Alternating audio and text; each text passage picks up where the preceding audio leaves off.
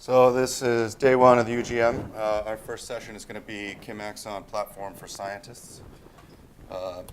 So who are the scientists that we refer to? It's a fairly ambiguous statement when you're talking about a pharmaceutical company.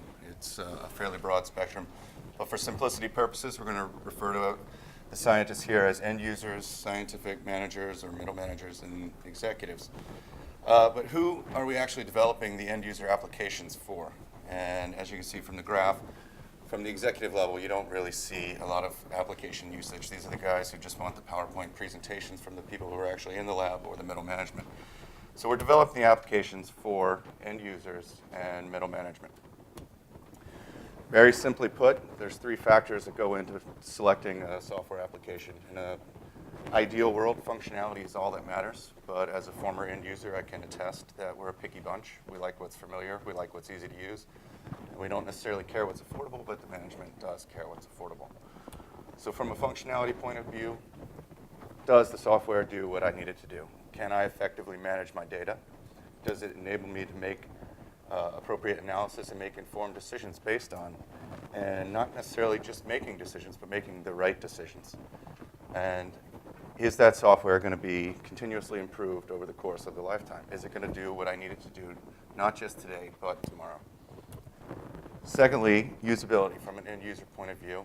If it's not easy to use, I'm probably not going to use it. Does it take 8 clicks or does it take 1 click to give me the analysis that I need? Is the interface inviting? I had a client once upon a time tell me that we needed a little shine to our applications. Does it give me presentation quality output? Is it interoperable, not just with the same vendor's applications, but with other vendor applications? And is it easy to operate? Let's lower the barrier a little bit to adoption. The key here is finding balance. Obviously, in a vacuum, functionality would be all that mattered. And we could all just have a nice, shiny output and be happy with it. But we have to make it easy to use. We have to make it affordable. The key there is to find that middle spot on that triangle. And how do we do it? We listen to you guys. Over the course of the last couple of years, we've had a couple of prevailing thoughts, themes that come out in our end user meetings. And the question is, are we listening? And with 6.0, I think we've made some significant strides towards hitting that sweet spot.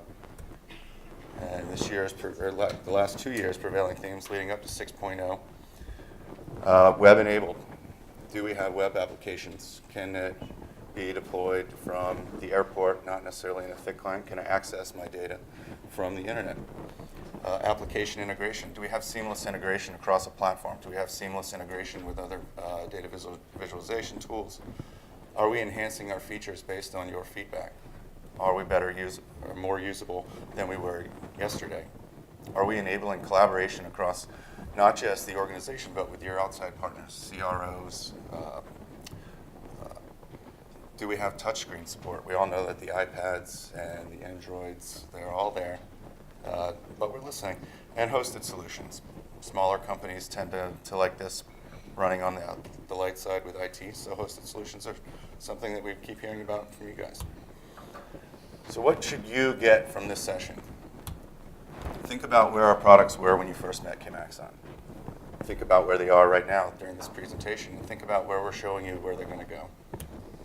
Think about how these products fit into your workflow. Think about it.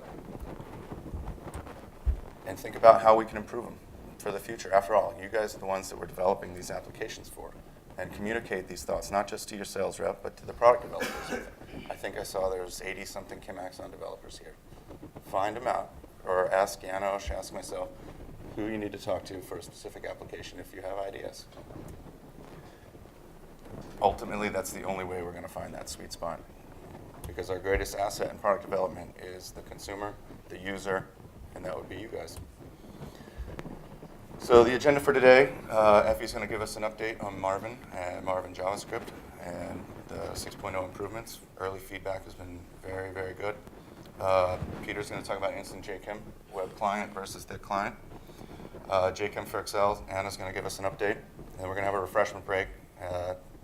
Tima and Miklos are going to give us a presentation on 3D visualization for med chemists. Andras is going to update you guys on a new product called Plexus. I'm sure some of you guys have heard of it. Others might not have. Yoshiki Matsumoto is going to give us an update on Crais Board, which is a collaboration tool developed from PACCOR using ChemAxon technologies. Derek Marin is going to give us an update on Eli Lilly's open innovation program that we've been developing with him. And then Karen Worsfold is going to talk about deploying Instant JChem at an enterprise level. And without further ado, I introduce Marvin, product owner at Hoffman.